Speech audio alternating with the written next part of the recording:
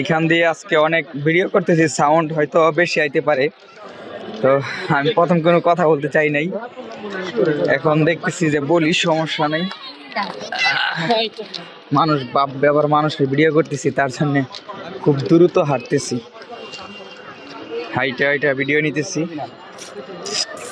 খুবই কষ্টকর, অনেক মানে এমনি কষ্ট লাগে, কি করবো।